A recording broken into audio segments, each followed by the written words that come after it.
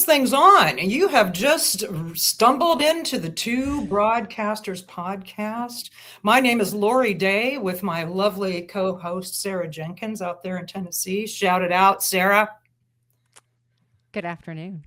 Oh, man, what is you punking me? That was a major punk. I got nothing. I was like, I don't know what to shout out. I'm over here. I'm like, I've got my notes ready. I don't know. You're on a different cast than me. How's it going, Lori Day?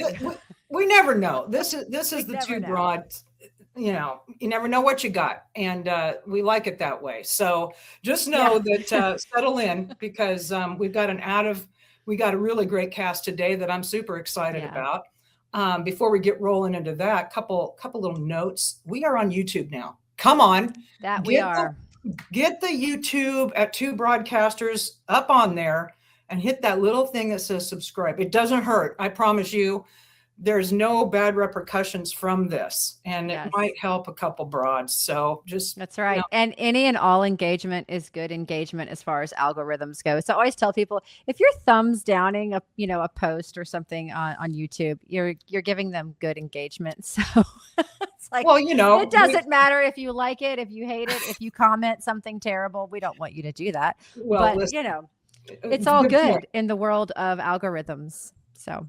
Al Gore's rhythm. Let's get it right. Rhythm. And, there you listen, go, Sarah. We mentioned several times throughout the algorithm. Yeah, Al Gore's rhythms. We're not sure if Al Gore has rhythm, but well, if you did the internet, why not? I know. What's an algorithm? But does he really have rhythm? I don't know. Yes, it's just hard to even imagine. No, listen. We're gonna have to do an investigative report on whether. I've met him, talked to him. I've seen him walk. There's an old saying: as a man, you throw someone their car keys, and right then that's it. How they catch them tells everything you need to know about. Oh snap! Oh, I have some experiments to perform later. I'm making a side note. Do it sometime. Just toss your keys to somebody, and you'll see everything. It's it. It's a snapshot. Oh my gosh! Yeah. I know what I'm doing after the show. Okay. I love to learn, and I'm learning that is a new one. And now I might be worried when somebody's throwing me keys. I know. Now I'm freaking out. Don't go stiff. Don't go bat them down. Soft hands. Snatch them. I'm always afraid I'm going to get stabbed by one of them. Well, somebody giving a tell there then. I kind of like it when somebody throws something at me, even though I instantly realize I am in the potential idiot seat. However, I like the whole, what if I do catch it though? And I catch a lot. There you go. There you go. And if you got don't, rhythm, you at least know you tried to catch the dang thing. I know some people you could throw it and they just stand there like, I ain't even trying. All right. No, I don't just hit them in the face. It's everything. It's fast twitch. It's coordination. It's quick, change of direction because you don't know exactly what it's going to be. It's a tell. I love this so much. And what I really love is I love that you've just stepped in. I'm not even going to introduce you. You're going to be like the mystery guest. I'm not a broad, that's for sure. You're our honorary bro on the show. Okay. Yeah, I think it's evident that you're not a broad. And obviously, for all those people who are going to rush to YouTube to subscribe, and those awesome people who already have, they already know. Okay. And this is the benefit of the announcement. Because last week we had somebody that brought an actual screen presentation, and y'all folks listening to on podcasts, she read it. You got the intel, but you didn't get to see it. And there was some staggering stuff there about her presentation about 15-minute cities. Anywho, that's a way different kind of cast than we're going to do today. And what we are doing today is having our friend Dennis on. Now, Dennis has been on our cast before, and he is literally awesome enough to come back. So thank you for being here. He is a chief investigative reporter for Fox 17 out of Nashville, Tennessee. And cooler even than that is he has his own segment called the Farrier Files. Dennis Farrier is with us today. And the Farrier Files is something that when I started following Dennis on social media, I was just like soul brother, because it's a total human interest story segment that he does. And it leans towards either just awesome humans helping humans, He has an eye and a knack for finding traditions and people that are just regular people, but they're doing something super cool in their community. But he's also really great, and Nashville should be very happy to have him. He's a great bird dog for things citizens need to know about, like property taxes and things of the such.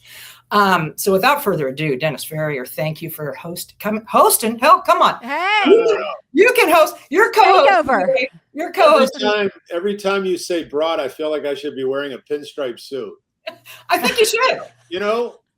Oh, now that we're on YouTube, I think it'd be hilarious if next time. Perfect. 2 broads and a little fake Tommy gun. There you go. Have a scar going or something. The ruffle thing going. I love the whole throwback of it, and I love that it challenges people who might get triggered by it. And I'll wear my pearls. It'll have a whole there you go. Yeah. Art Deco thing going. We're here to bring some words back. All right. Yes. People can make out of it what they want. We don't really care. And we also love, when we named it, Dennis, in all honesty, we didn't realize the magnitude of the mileage we would get out of broad puns. Okay. Broad can be brought up in so many ways as we're learning. So matter of fact, I need to get a sound effect that every time a broad pun is brought up, we need a little kind of bell or something, I think. So, but anyway, Dennis, I asked you to come on because something that was on our hearts. We talk about a broad variety of topics, and a lot of them are kind of dark, and a lot of them are kind of emotional, and a lot of them are sort of whatever. Talk about, watchdogging some things, and we like to bring things to people's attention that they may not know, or if they do know, maybe they don't. Maybe they know one side. Maybe they don't know it all. Maybe they are fearful and shouldn't be. All kinds of reasons, and we consider ourselves just to be conversation starters. Things we want people to talk about amongst that. Take this to your table. Take this to your. How do we stand together? How do we build community? And we kind of need to get on a page sometimes about people acting like this thing is great, but they don't know what this over here is even doing, and it doesn't make sense. You wouldn't say that's great if you knew that, right? These kinds of things, and I know you understand that. But we do have some pretty happy, topics as well, like travel, some of our favorite, the arts. We've done a ton of different kinds of podcasts, but I was in the mood I want to do a positive. I just wanted to do a happy. I want to do a Mr. Rogers cast. Okay. Yeah. I was like, I think we need to just stop the presses. And I thought of you instantly because I follow you on social media, and I get so my heart just lifts reading some of the posts you make about the stories you're covering. Some of the people. Here's the thing. Sometimes they're magnificent, but they're just so simple. They're folksy. There's nothing grand about them. It's not about who's the fanciest or this. It's just like folks, maybe in small towns, or somebody's doing this other thing. And they make my heart lighter every time you're covering a story like that. And so you were like the only person I just instantly came up with. And I said, Sarah, we need to do. And she's like, 100% we do. Yeah. So we're here to break Al Gore's rhythm with all the negativity.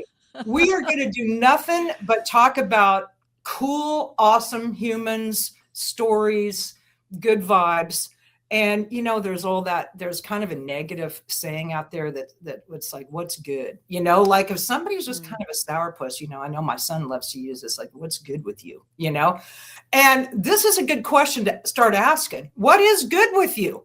Because some people are leading with everything that's bad with them.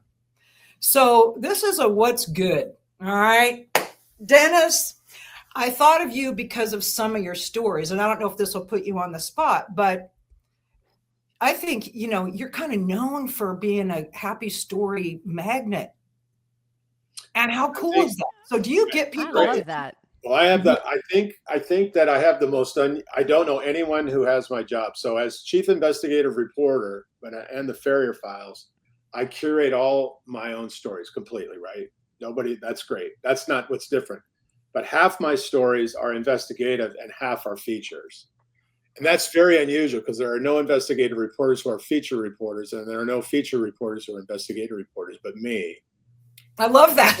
I mean, I don't know. And, I mean, I don't know everything. I don't know but I mean, I've never heard of it. I don't know anyone who's doing it. And I've been doing, I just hit my 40th anniversary. So Wow. I've been around, and I don't know anyone who gets to do that. And it is so important to do that, because if you're just trying to get people or make issues in the light, which is very important, holding people accountable, you can really, I think, lose your humanity, because some of the investigative reporters, I won't name them, I feel like they've lost touch with their soul, and you don't do that when you do features and you meet and interview the people that I get to talk to and and people have asked me all my career, especially like if I speak at what's your favorite interview of all time? And I know they expect some kind of celebrity, right? Somebody famous, and it's not. It's like you said, Lori, it's my favorite interviews have been with ordinary people who doing extraordinary things. That's I love it. Yeah, I love it. It's not Neil Armstrong. It's not George Bush. It's not Jesse Jackson. It's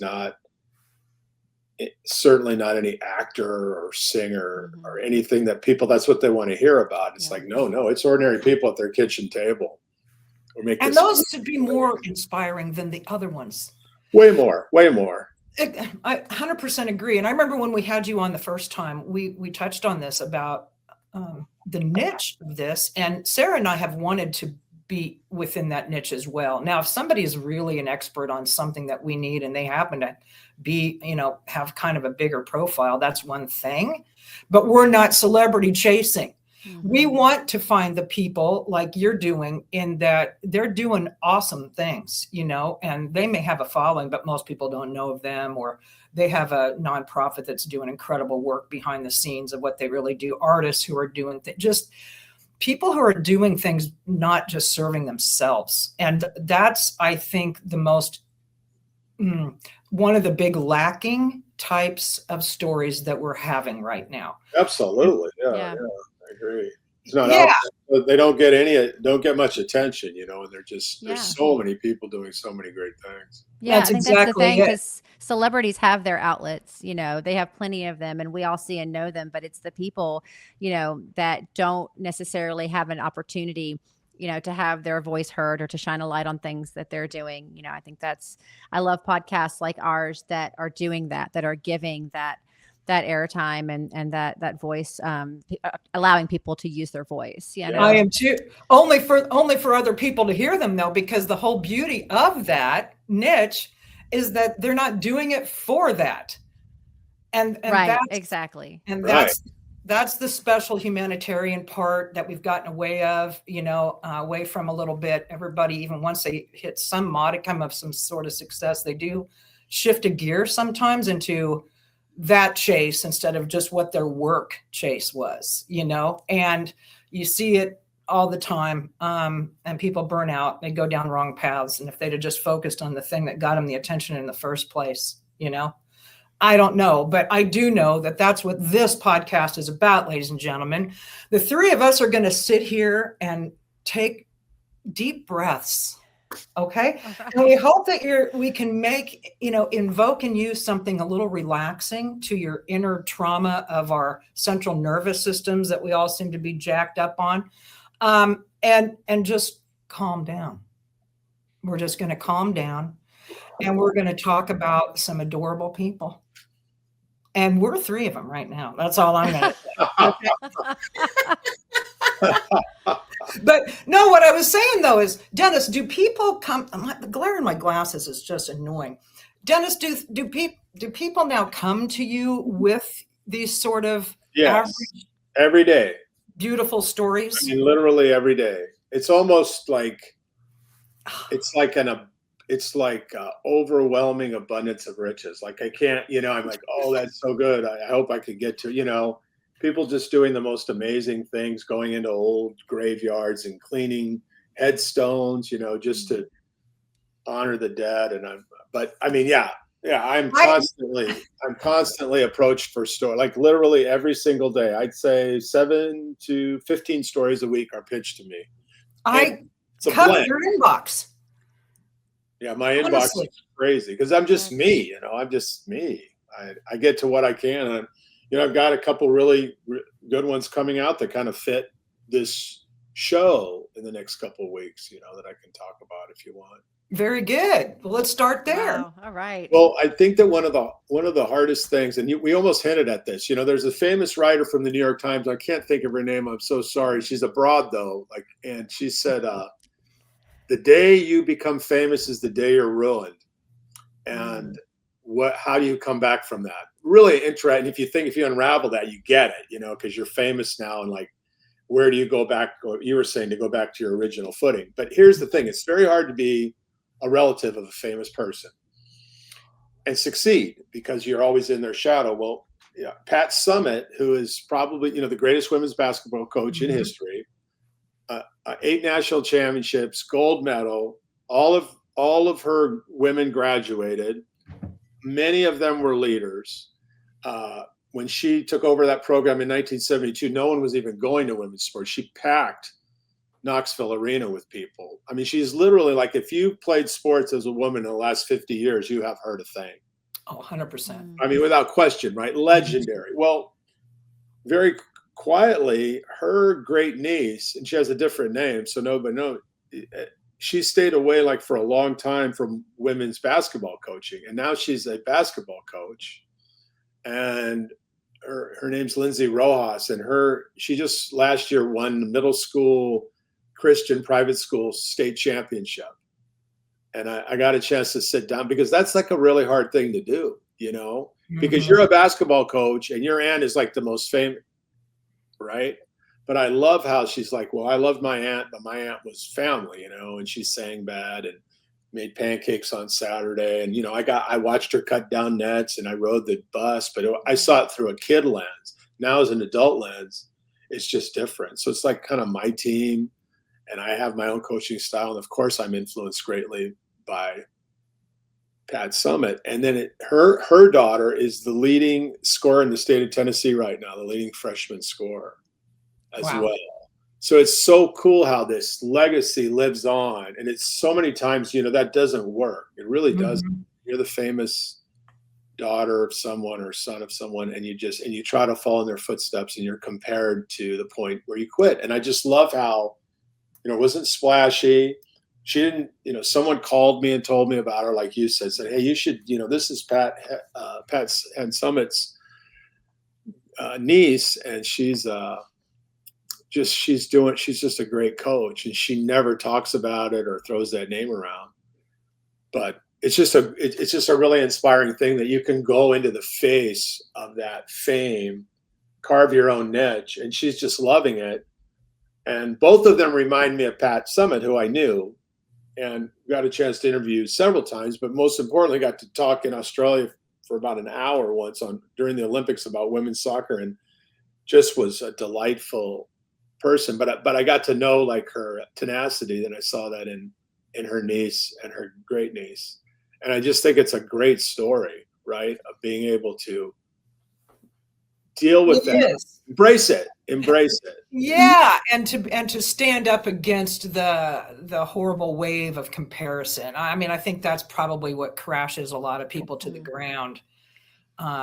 Some feel an obligation to go into the same thing as the famous parent, but it really might not even be their bailiwick. Yeah, right.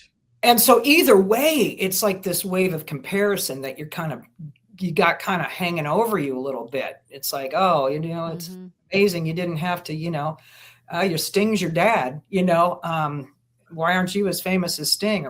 I mean, it's a big thing.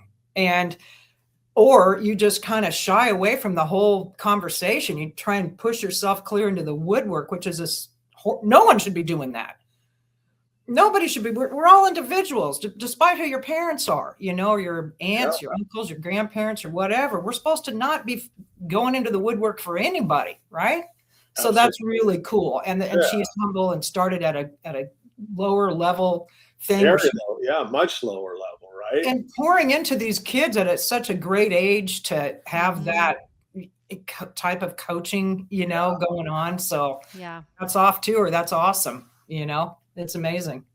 And Pat probably did I don't know. I don't know how she was in her family dynamic, but you'd like to think she probably really, addressed the women in her family pretty strongly. And, Yeah. She was very plain spoken, very direct, not sugar coated. Yeah. Sometimes we need that, in an age. It's good. It's a good way that leads to accountability, in a year of like, at a time when, everybody gets a trophy. That's great. But like this, it's a different age, you get a trophy if you win. Yes. If you win. Yeah, absolutely. My grandmother would call that a tell it like it is person. Yeah, we were talking about that, and that's how my grandmother was, and it's just how she was kind and sweet and loving, and I mean, she always knew where you stood with her, and she didn't try to coddle or sugarcoat. It was she told it straight, and I loved her for that. So yeah, more of that, because that's what's good. That's what's good. That kind of thing is what's good, and actually people like it, even when they don't think they do. We need it. I think, I would rather be told what I need to hear or whatever the truth is rather than, what I want to hear or what's going to feel good in the moment. Because that might make me feel better in the moment. But overall, it doesn't help me build character. It doesn't help me, grow in strength and maturity. And so I think, we need more of that. We need to be tougher to be able to hear the things that are important that we're going to glean more from, Yeah, exactly. Any way to tackle a legacy too, right? Well, and yeah, exactly.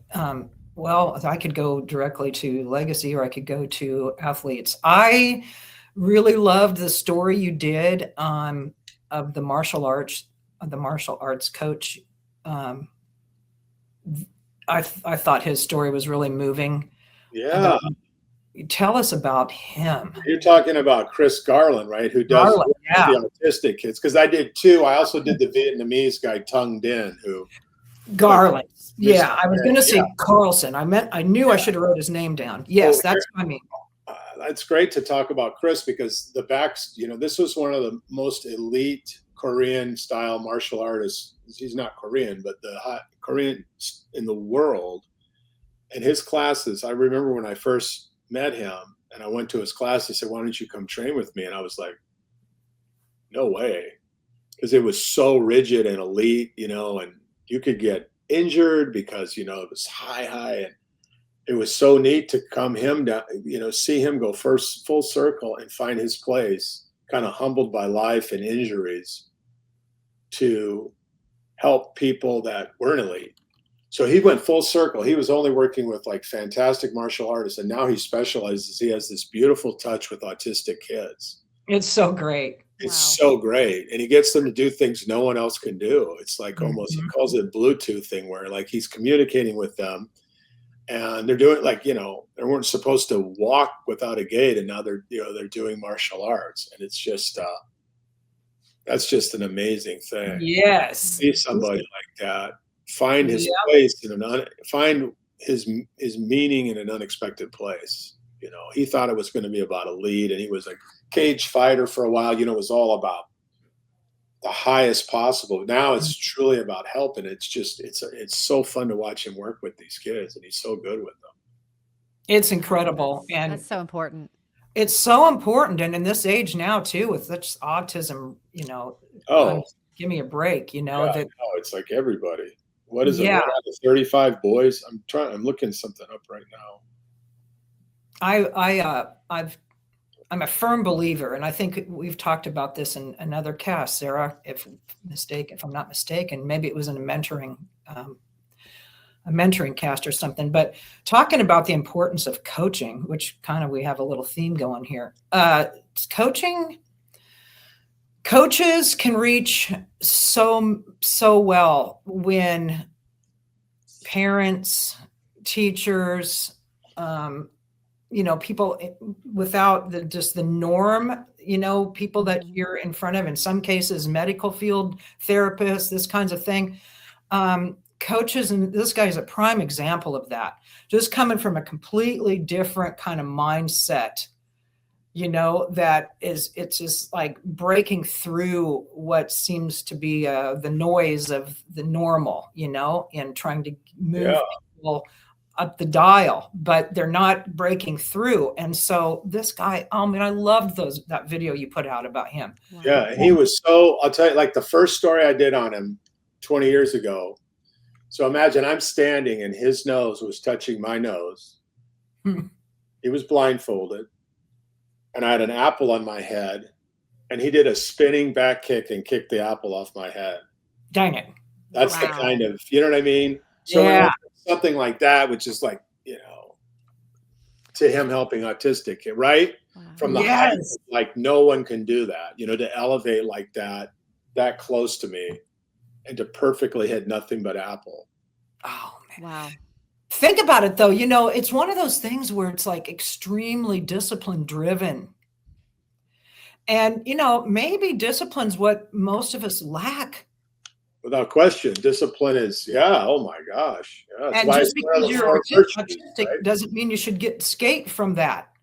Yeah. In fact, you probably need it more, you know, but more of that. That's what's good. Discipline is good. Yeah, discipline is very good. You know, and in Oxford, you know, the most, you know, where Newton did relativity and, you know, John Keynes invented modern economics, you know, the greatest geniuses of the world. When you walk through the gates, the saying on the main arch coming in is ab venit studia mores, which is Latin for basically work habits. Practices zealously pursued, pass into habits. So isn't that funny? Here's like the home of like the modern Western genius, and what are they extolling? They're talking about work habits, discipline. Right. Discipline. Right? Yeah. That's very true. And we're in an age that it's cool to not have it. Right. And it's killing us. How easy can it, right? Like, can you make a living just with your phone? You're cool. Without work, right? Just do it on your phone. Yeah. That takes a lot of discipline. Yeah. Discipline and self-control they're so closely meshed, you know, that they go so well together. And that's excellent point that we're lacking in so much of that in our society right now. Yeah. Sometimes it's like a free for all and it's a just do as thou wilt. And, you know, it's a choose your own adventure kind of world. That's a good way to put it. Yeah. And what's good is discipline and self-control. Imagine all the things that would just go away with self-control. Yeah. Oh, but you know, we can't talk like that, Lori, because that's just a we're taboo thing, you know, in our society. We're having a That's What's Good cast. Yes, that's right. See, I told you, it's going to take a lot of self-control. That's right. Yeah. And I don't know. I just loved that story. And so hats off to him. And I can imagine that he's just loving it because it probably has regrounded him. Completely. He's a different person. Yeah, because what he was doing is just working with people, chasing that dream, that thing, that money, that status, that power, that being the best, all that. And now he's working with people who are just trying to survive better. Yeah. You know, giving people life hacks, which is making an incredible difference in their just day-to-day life. Yeah. How much more rewarding must that be for him? I would think, but I loved that story. Well, and in the lives of those families, finding people who have the patience and the ability to work with so many different types of people, and being a parent of a special needs child, you know, that it is something that some people find very difficult to communicate, you know, with, or to work with, you know, people just aren't sure, you know, if they're not familiar with it, you know, how to fit in that realm. And when you see people that just go out there and that's what their heart is for. And for this person to find their niche, you know, in helping other people and using his talents to then reach and communicate with and lend something to, you know, a population of people that sometimes I think we talk about, we have a whole segment of forgotten people on the show, Lori. We do these forgotten people segments. And I think, you know, that could be, you know, one of those things that it's easy to kind of just, I'm sure. uncomfortable. I'm unfamiliar with, let somebody else handle it. But I think, we're all human beings, and we're all beautiful components of this world. So. Right. And so are the people bringing it to light and actually doing something to make these people's lives better instead of keeping them in the shadows and the unmentionables, which is what happens with the Forgotten People segments, So it's awesome. That story really touched me. Shifting gears just a little bit, Brother Dennis, our Cobra. Cobra. Oh, he's the Cobra. His new nickname is Cobra. Yeah, you're stuck with us now. Okay, all right. You have a moniker. You're stuck with us. He's the Cobra. So listen, I want to know from you because I thought it was adorable. All right. But I thought it was interesting that you chose the story. On one hand, it worked and it was super cute. But I want you to tell me what it really lured you to the story about the nickel cokes. Oh, yeah. Because, so much, because what that is it's a yearning. Like everyone has a place like that of age. When you were a kid, you had a place that's closed now. That was just magical, where you felt welcome and everybody knew your name. And I'm not talking about a bar. I mean, like a bakery or a deli, or, Mm-hmm. Yeah, it's not a cheer thing, but, and so I'm constantly looking for those kinds of stories. And that was that Reeves Family Pharmacy in downtown Pulaski. And, everybody knew everybody, and it was just so neat, and then to have kids, the parents come in and get the prescription and get a token for like a Coke or even an ice cream cone. It makes running those errands special. And I mean, I have places like that in my childhood that are just there. I mean, the memories are so great. And instead of ruining that, it's neat to find things that are still like that. And there are, especially in rural America, there are some really great traditional places, and that was one of them. From the pharmacy to the soda fountain to all the people who've worked there and, done business. And I think it's so neat if someone's sick and they have a prescription, they'll say, don't come in, we'll run it out to you. And they'll just drive it out there and no charge. It's not, Uber Eats or Uber Pharmacy. And that's just a beautiful thing. And, it really, and when I did that story, people posted all kinds of places from their memory bank, Right. I'm sure you have one. Like you think I was a little kid and we go to, I've got 3 or 4 of them that just, sawdust on the floor. You're just very different type of business that you wish you could show your kids to. Mm-hmm. Well, there's still a few out there, and it's beautiful to highlight them and celebrate them, especially, like a pharmacy, which it's almost like the burger stands, they're under so much pressure from the big chains to survive. They really had to be extraordinary, right? You have to be an extraordinary pharmacy to survive under Walgreens and CVS. And they did. And that's part of it, I think, too, is it definitely waxes nostalgic for people, and even people that I think that probably read the story that are much younger, they could relate to that as well, because places fold so fastly now. And also, I mean, I think that it's not an accident. That is a very intentional thing a business has to choose to keep. And, you don't just say, oh, I don't know if we can keep our doors open anymore because it's getting really, and they just have to intentionally just trust that something else is important besides the thing that the people are exchanging money for. And they just stay on that. It's a very intentional and very, very, sacrificial type of business model. And there's not that many of them. And I do think that, yeah, you will find more of them rurally, but it's getting hard, it's getting hard out there. So it's even that much more special, I think, to highlight those kinds of places and stories. Yeah.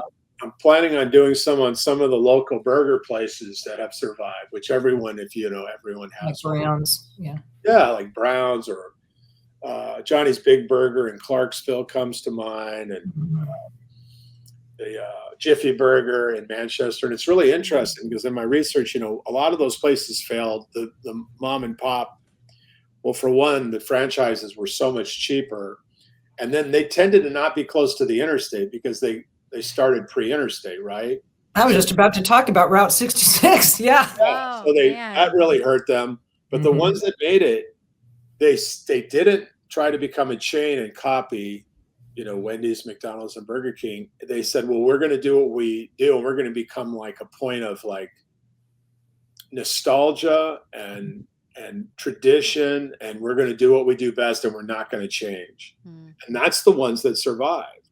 Exactly. I bet all your audience, they'll know, like, if they look in their area, well, who survived? There'll be a place, there'll be places where they're completely gone, but the ones that survive that are still there are, you say, oh, I go there, for the fried honey bun or the big boy burger deluxe or whatever. And I love that kind of stuff too. And I'm going to work on that this summer. I'm going to do some restaurants that have kind of defied logic and surviving.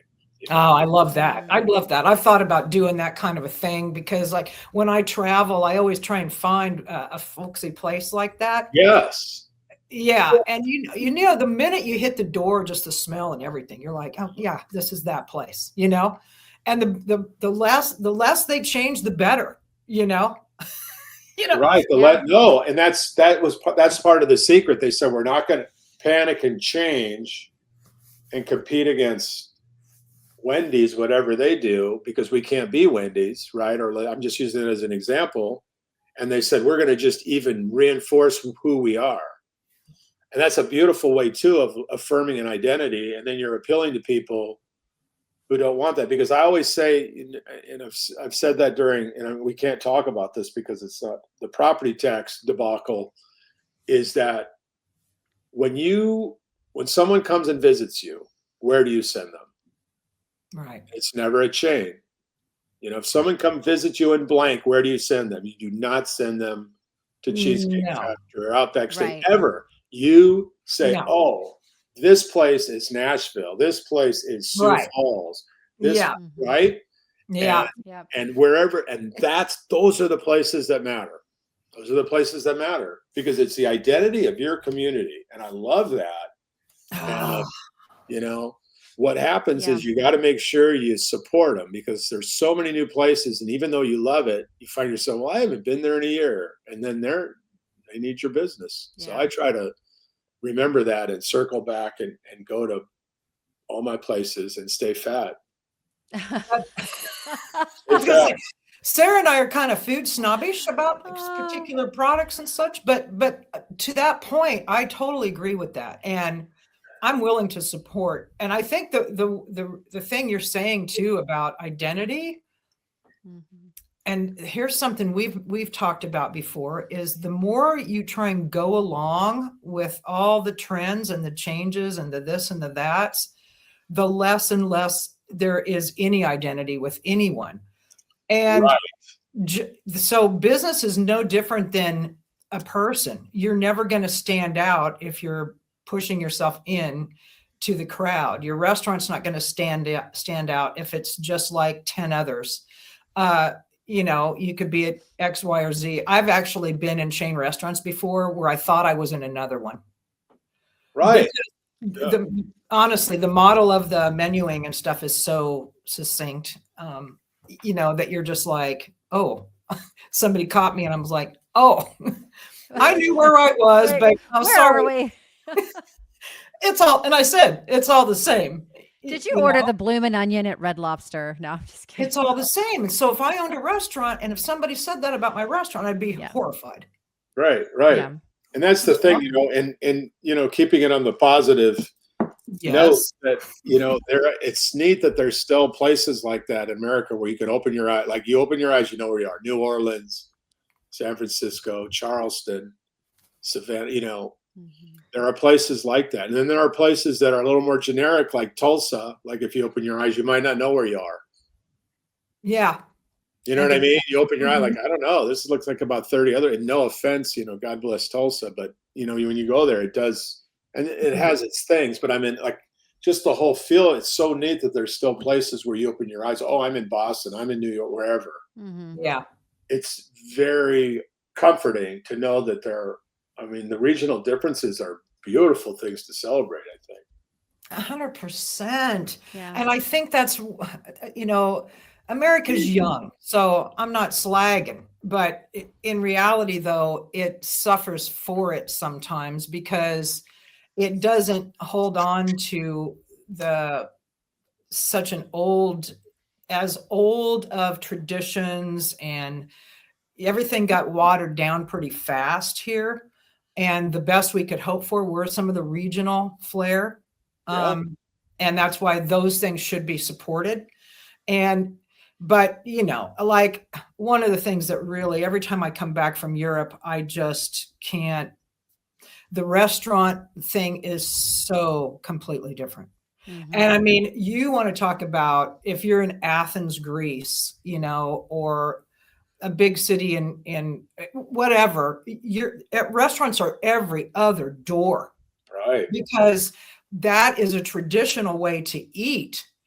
And it's not that people don't cook, it's that that's their community.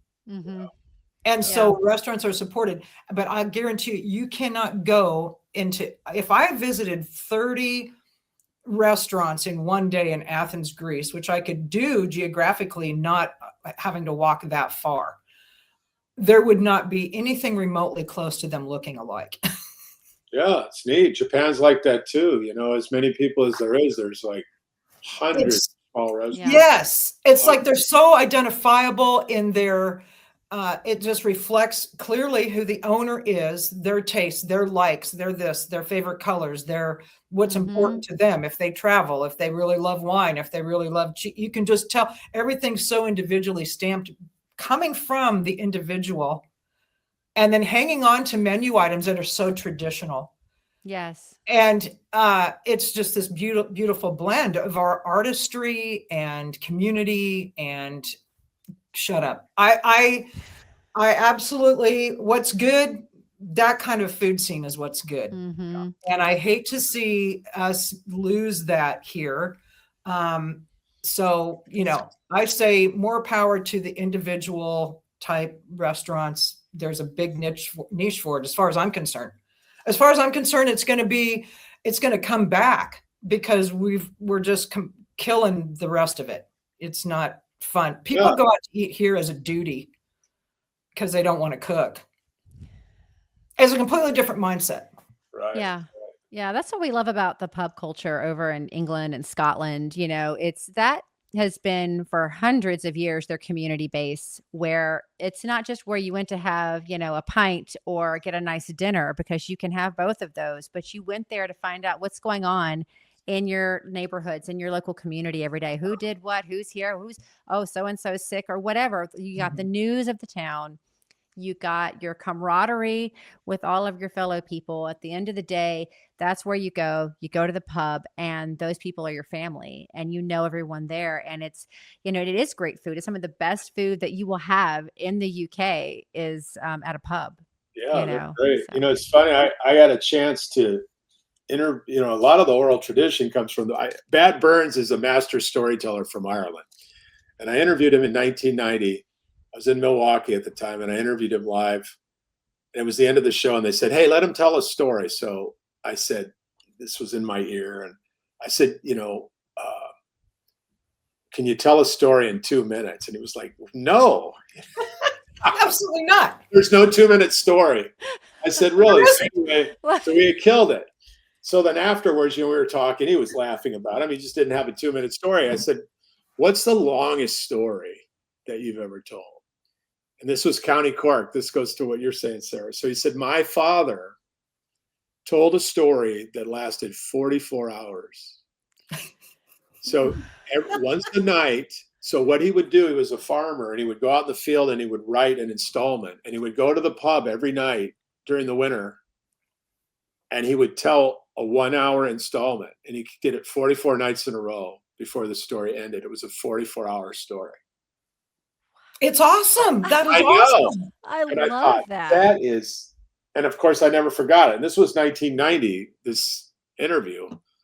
And I thought, wow, 44-hour story. And everyone would come to the pub and get their pint, you know, their fish and chips or whatever. Right. and listen to what's going to happen next. And he would write it all day, just write it in his head. He said he just wrote it he didn't even know where it was going really necessarily. Oh my God, I want to do that. But how fun. That's incredible. I want to do that. Well, it's like before books on tape. Right. Yeah. Right. And it's like doing it in a community, it's like radio, old radio. People would, have to tune in to get the next installment of the radio shows. Lori, I grew up with that. I know. On That's Saturdays, why I love podcasts, because I love the whole radio medium. I think there was some British radio drama that would play every Saturday on public radio when I was growing up, and my dad would have it on, and he wouldn't even be in the house. He'd just have it on, and I would go in his study and just sit there and listen to it. I don't even remember what the stories were. I remember being so enthralled by that, Very few things are written, even great books are not written for the ear, right? Only the oral tradition is a different tradition. Agreed. It's written for the ear. And few things are really like what's written for the ear, music, of course, but like what, form of just really, radio, those old, like Paul Harvey, people like that was human written voice. for the ear. Yeah. Yes.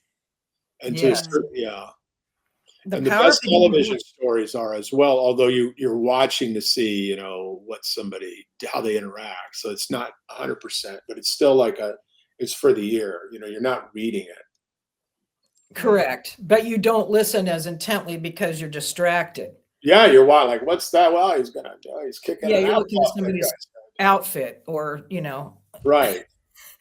Or you're anticipating what's going to be next because you've got cues in the visual, because you have, that there's a mystery behind this reading a story or what have you, or just a single storyteller, like doing something like that in person. Okay. That's awesome. And spoken word is highly underrated. And, I love trying to do little things that help swing it back into people's conscious, because when I was doing house parties, we had music, but in the middle, there'd be a spoken word segment. And just people like that's getting to be, it's coming back. Like poetry's coming back. It never left, but it used to be a real medium, right? Yeah. That was just like, poets. Yeah, we need them now. Poets, whatever. Yeah, right. It would be like now almost like the perfect example of someone who's wasting their life. What do you do for a living? Yeah. A poet. I mean, it's a poet or a painter. Right. Yeah. Oh, yeah. Right. Yes. Right. Exactly. Meanwhile, that's what songwriters do. Yeah, they make a lot. Yeah, some of them make a lot of money. I've seen their houses in Nashville. Yeah, 100%.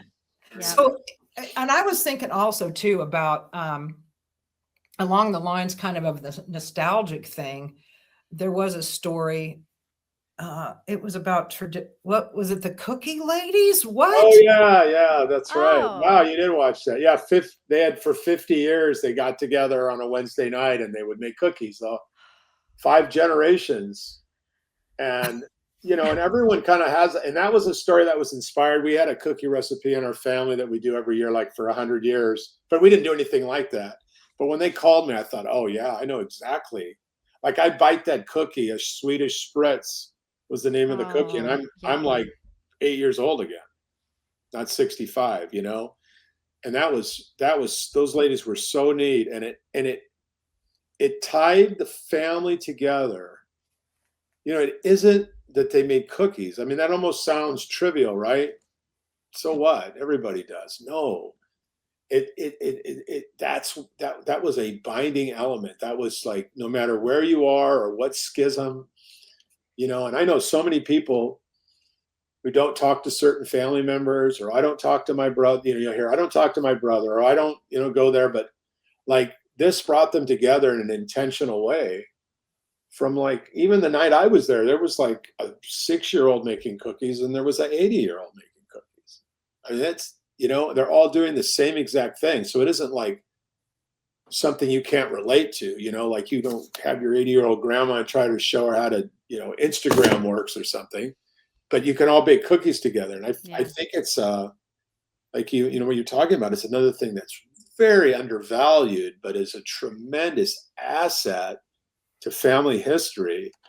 And you know what? The girl I interviewed, the 19-year-old girl in that story said, "I'm going to do this for 50. I'm never going to stop." She already knew, like, this tradition will not end because I'm going to keep it alive, and that's beautiful. Oh, it's amazing. And again, it's a discipline and an intention that's just too far removed from most now, you know. Everybody wants that, but no one will commit to doing it. Right, right.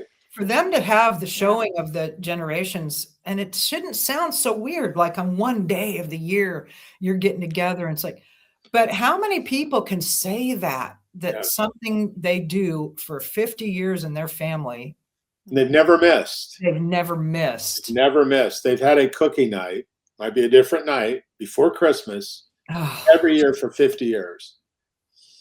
I'm so jealous of that. I Yeah. honestly, I didn't have much tradition, like things that really, no.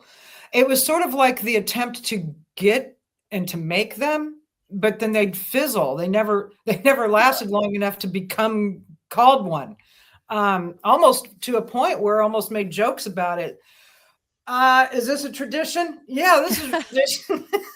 Yeah, right, No, right. actually, it's not going to happen. But I feel better in calling it a tradition right now. Okay. Yeah, yeah, And I it's know. sad. I kind of hunger for that, you know. Yeah. At my age, even there were things, but no one called them that. You know what I mean? So there wasn't what I'm talking about, the intention behind it. Yeah, the intention and the naming of it matters. Like, we are Correct. doing this because this is what we do, you know? Right. Yeah. Because if you don't name it and intentionally make it important, it's like, okay, we're having a big time here. Everybody's loving this, and we're together. We're calling this a tradition.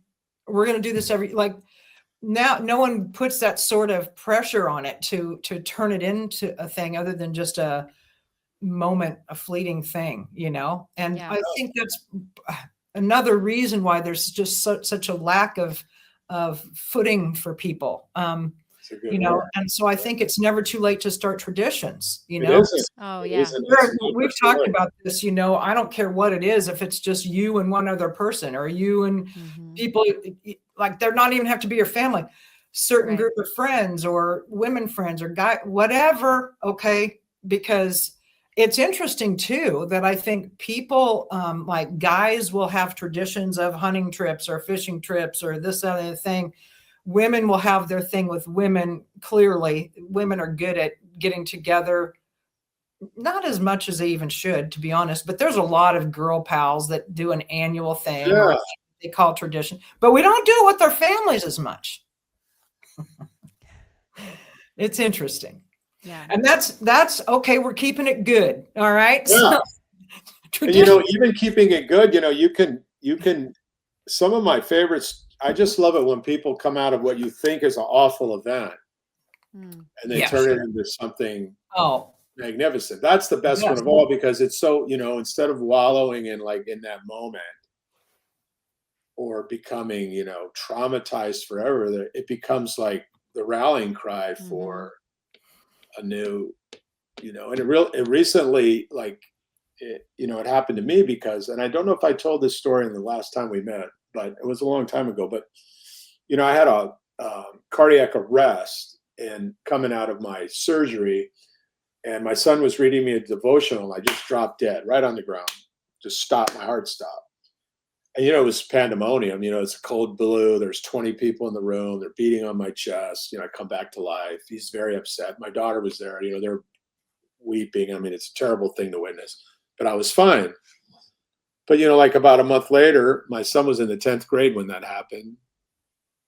And he said to me, he goes, you know, I know what I want to do for a living. I said, what's that? He goes, I want to be an emergency room nurse. He said, I couldn't believe what those guys did for you. So you think it's all this horrible thing he witnessed. So then he goes on, and then he tells me, he goes, I want to go to Vanderbilt. And I said, well, that's great, but I can't afford Vanderbilt. It's $97,000 a year. We just don't have that kind of money right now. And he goes, no, I'm going to try to get a scholarship, you know.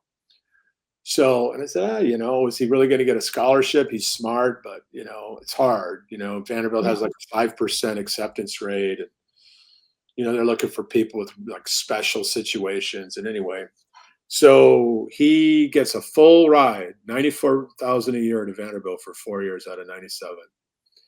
And I was sitting down with the counselor and I said, why did he get, I mean, I know he's like a great student and all that, but she goes, he wrote one of the best essays in the country this year. He wrote Why I Want to Be a Nurse. And people who read it said it was absolutely one of the best essays we've ever read. And so, yeah. My God, I'm inspired to know that the essays still matter somewhere. They matter. Boy, do they matter to my family. Because the story was powerful.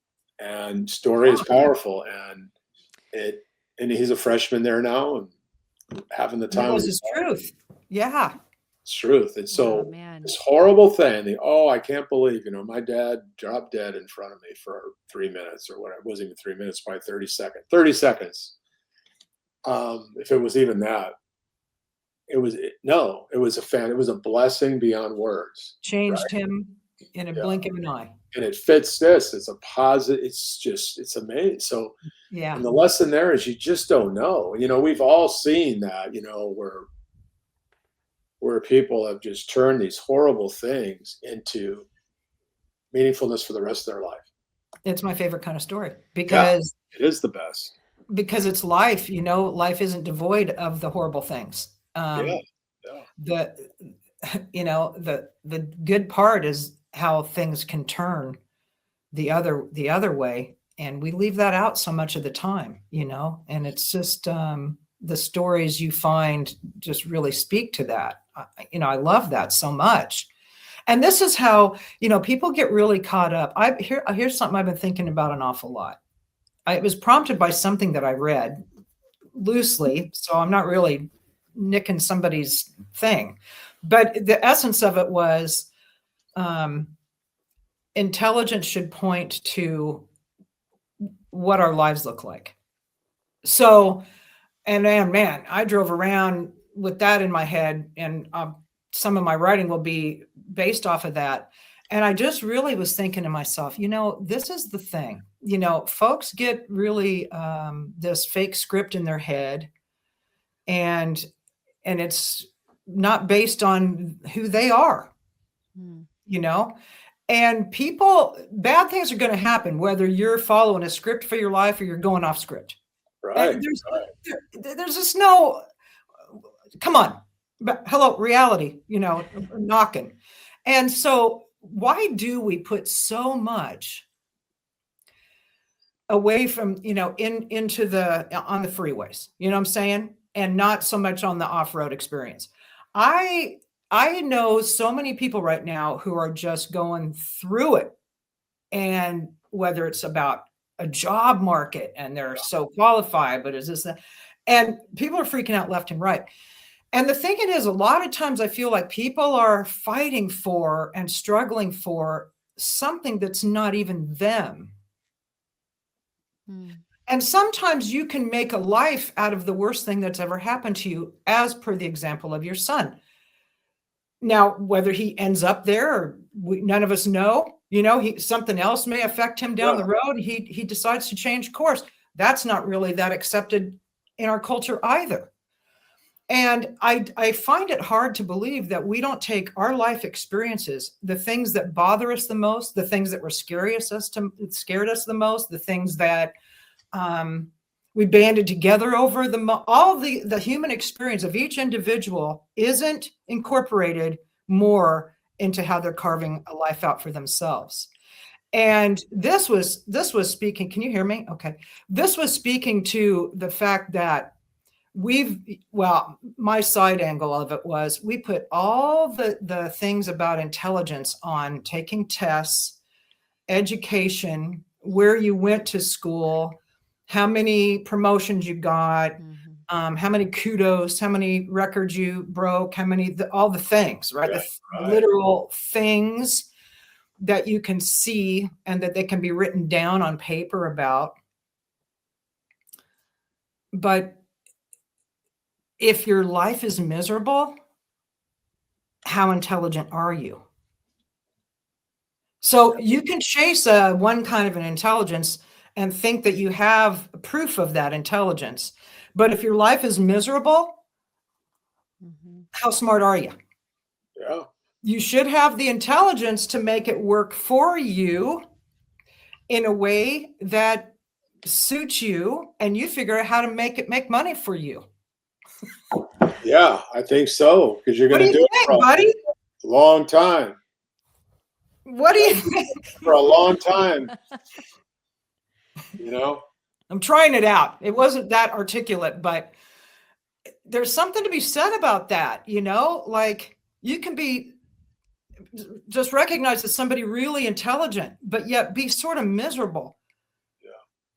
Well, And yeah, so of it's, course. I mean, there's full of intelligent people who failed. I mean, it isn't, you know. yeah. And why aren't you smart Well, enough to make your life a little better for yourself? yeah, yeah, because they just can't. They're in the way. It isn't raw intelligence is way overrated as far as ethic and the ability and like you discipline and the ability to get along with people, to get along with people, to relate to people. You know, it's a big part of it. It is, and Yeah. that's the thing that I love about your stories, because it reconnects us with these things that are just overlooked all the time. And essentially, it's this raw material of each one of us connected with other people that brings forth originality, that brings forth creativity, that brings forth artistry, that brings forth making a living. And it's meaningful. And it's meaningful. Meaningfulness, Exactly. I think, is the one thing we can't live without. I don't think you can live without meaningfulness. It's way better to get things than to have things, if you know what I mean. Like, yes, you know what I mean? To earn them, to, you know, than to just have them. That's why so many, I think, really rich kids of really rich people that just, they wake up and they just have everything. I don't understand what you know, it takes a lot of effort. I'm not even criticizing them because it's just so easy, right. you know, and there's no like, well, I really want that. Well, you wake up and you get it.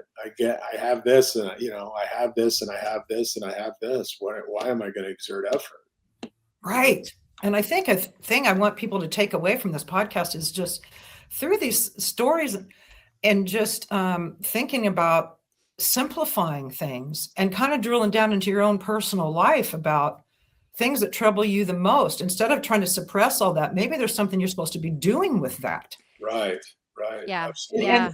And probably it means helping somebody else that's going through something that you could have only you could speak to them. Like this gentleman, you know, Mr. Garland in the dojo, just doing this with these kids and these people that people are going, what? He's connecting with autistic, it's such, you know, whatever their situation is on varying degrees, he's connecting with them. And whether they're nonverbal or they're having physicality problems or this, that, and the other thing. And something about his life made him uniquely qualified. And it's that discipline. He found it when he got out of that on the highway he was on. He went off road. And this is the thing, you know, it's hard for me to tell. People will come to me and they got real suffering happening in their world. And sometimes I feel like I'm afraid to say anything for fearing like I sound callous, because that's the last thing I am or want to sound like. But a lot of times I just want to go, you know what? Everything that's happening right now is actually scarily awesome, because I think it's a big cue that you're living a life that's not suited for you. Yeah. You know, I feel like this is like sometimes you get to the bottom of yourself and go, what am I chasing again? What am I doing again? And why didn't it work? And it's a scary place to be, you know. You got a family, this, that, and the other thing. But I think the best thing anybody can ever do for their family is to get strategic about designing their own life and incorporating some of these beautiful, simplistic things that we should never, as humans, ever stray from. And that's what we've done. and this is where we find ourselves. We should be making cookies or whatever you're making cookie thing I'm always is. down for some cookies. So You know, we should all be going to support some small mom and pops and not laughing at them. Listen, there's so much wisdom in these places. It's one of the reasons I love to travel, you know.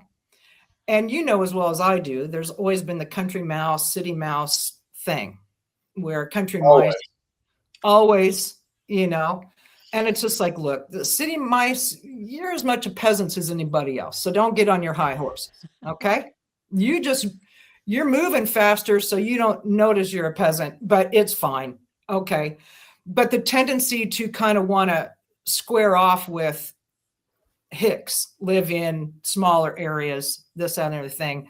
They're not savvy to, you know, city ways or whatever. And it's just like, you could put a country person in a city and they'd figure it out, and they'd figure out how to get back out of it quick. But if you put a city person in a country scenario, it might really be an experiment here, honestly. You know what I'm saying? And it's just true. You know, people get so used to just repetitive, so much choice and this and that and this and that. And you can't be a total outsider.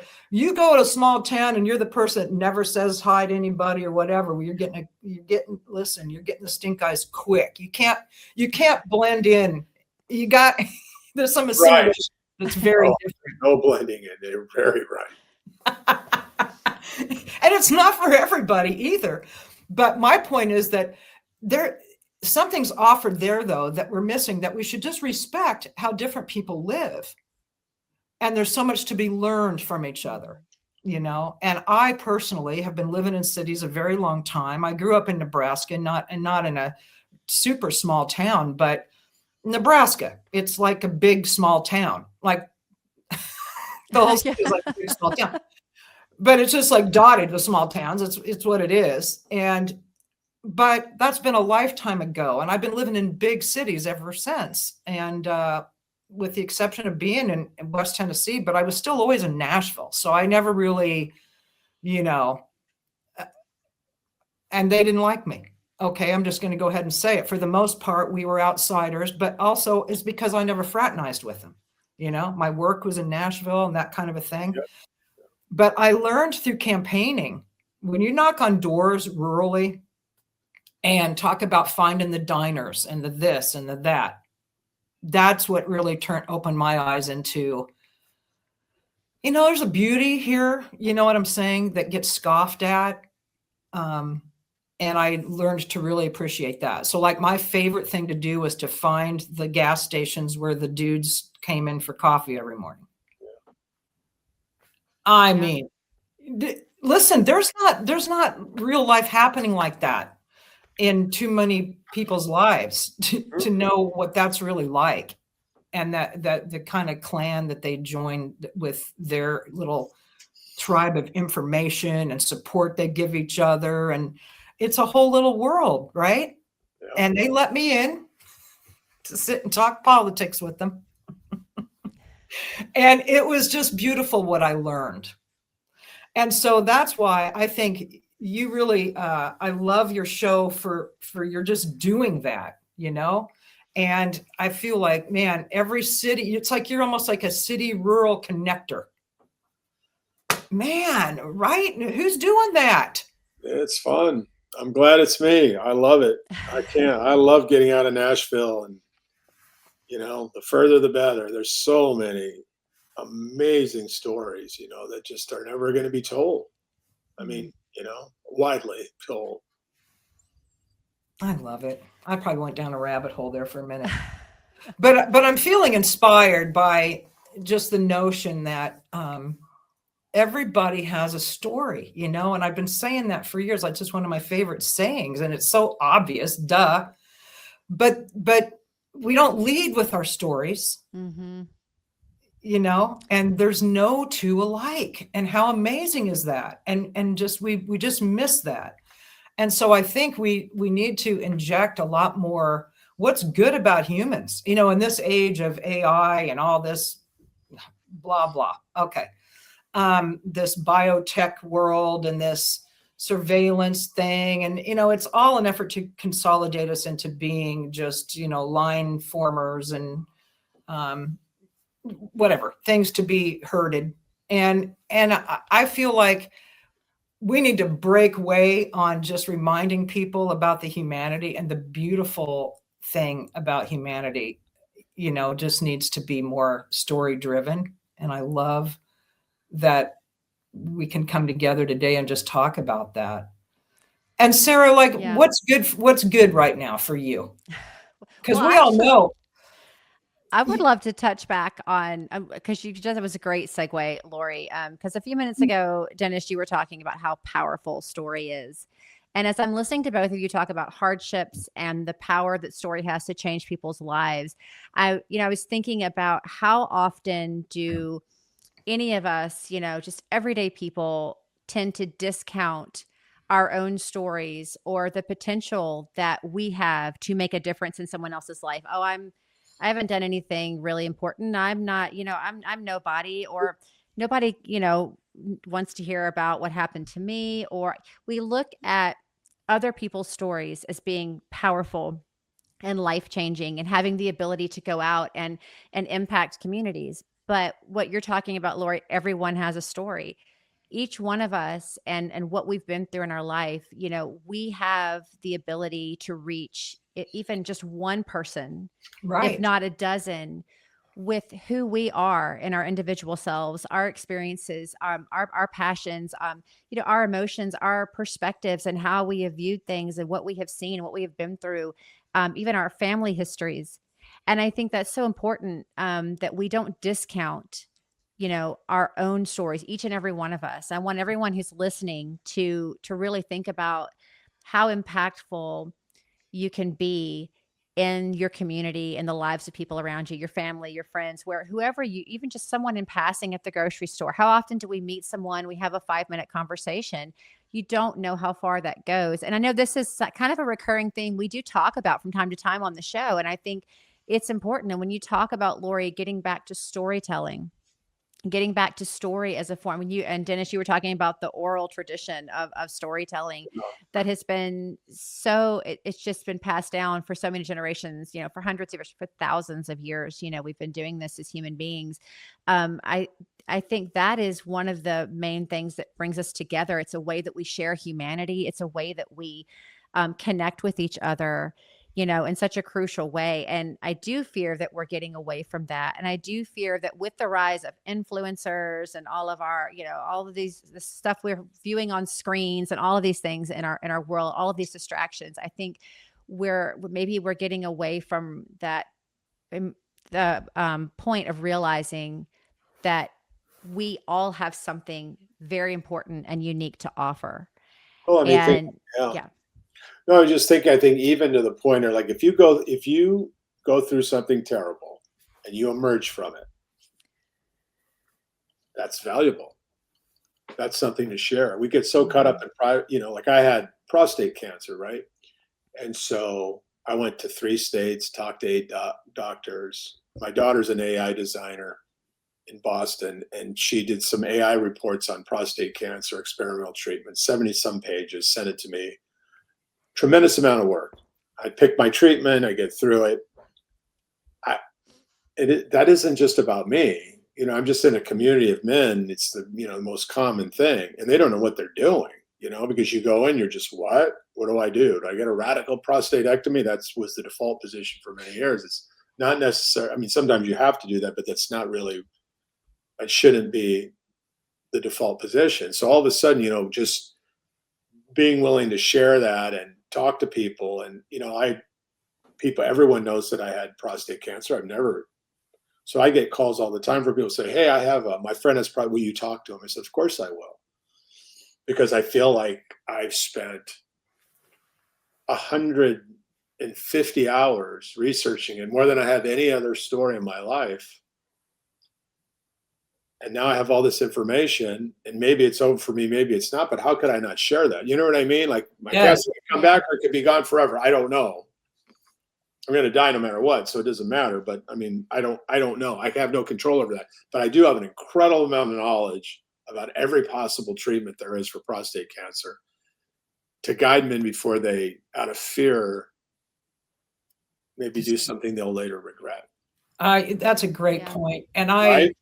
to my core, I believe that whenever you have spent a lot of time researching something, that its only real value is really in sharing it.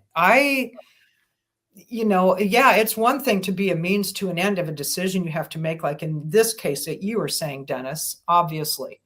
But even, things that if something evokes something so powerful in me, but we've been conditioned to believe that unless you're an expert or, you have a degree in something or whatever, and it's just not true, because it bypasses, again, the humanity aspect of passion and sometimes a fear and personal story. And so you go on a journey and you give a lot of sacrifice of your time to go into places you, quite frankly, would rather not be. Who wants to research anything dark for that kind of time? Right. Nobody does. Sure. Nobody does. And if it's one, it's just not, it just seems wrong for it to only be self-serving. Yeah. And then you're done. It's like, well, I figured it out. This is what I did. And now you close the book. But like, people ask you, and instead of saying, well, you're going to have to figure it out for yourself. Everybody, wait, what? Yeah. No, you try and at least share some of what you learned, or lead them to where you went, or get them on the route to knowledge. It's comforting. Like, hey, I did this and I got through it, and right. A doctor's not going to spend 150 hours with you. No, they're not. No, they're not. Okay. No, they're not. That's not happening. And this is my point. And, we talk about a lot of topics on this show that are basically evoke from the right to talk about them comes from that kind of research that I know most people, and why would you, have not spent the time doing, and so that's it. I'm only sharing. And also to understand that you're blessed. Like if you have the ability to do research, or you have a daughter who's, a top AI designer, and she can produce this kind of deep research, it's almost a crime not to share it. You're obligated. I think sure, you're obligated to say, I found this out, and you may never find this out. I've had doctors tell me they didn't even know about the treatment that I had. They didn't, like, what's that? Because it's so, like, there's just no one can, you think everyone's on top. It's not true. No. Right. No. Right? Right. It's not true. Right. They don't know what's going on, and they don't know, and it's just, man, you owe it to share. Even if you looked into, ivermectin or different things that are good. People are using, right, to control cancer. Ivermectin doesn't like parasites. It also doesn't like cancer, is the theory. So, you take it, there's no harm. But like if your PSA goes down in half, all of a sudden you're saying, well, maybe this has value. And then you can share it for people who are scared or skeptical. And when people get things happen to them, they tend to get a little bit the fog of war and not see clearly, almost panic a little, and to have a calm voice help them navigate them through whatever it is, abuse. I've seen so many rape victims who end up being rape counselors. Why is that? Now, I can't do that ever, but I know women who have done that, and they find a lot of meaning in helping other women get through that experience, in the sexual assault center, and even the right, victim advocates are often have family members who were murdered, and that's why they're now like changing law. So this horrible thing happened, but they have this unique perspective, and they know all the laws and everything that's out there. Yeah. And to do that, you kind of have to retell your story now and then, as bad as it is, And again, though, that's the self-directed, intelligence of designing your life based on your unique, who you are, all of it, and that's where that can lead. And you do your best work as a human there.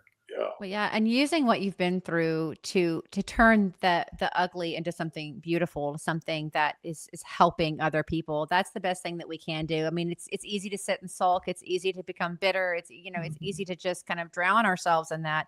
But to take that and to turn it into something constructive, to use that to go into the community and help others. I mean, we just need to keep that mindset. And it's not only helping others when you do that, it does have a positive impact on you as well. And Oh, I would healing. say, yeah. Oh, I Yeah. would say it absolutely. Like the unintended benefit should be it changes you. Absolutely. It accelerates your healing 1,000 miles an hour, because I've seen it in other people who have suffered and now they're whole, and they're not whole. Yeah. They're whole because of what they've done since then and the direction and meaningfulness of what they do. And they completely believe in this. Well, that's happened to me, but I've turned it into this, and it's transformative. Yep.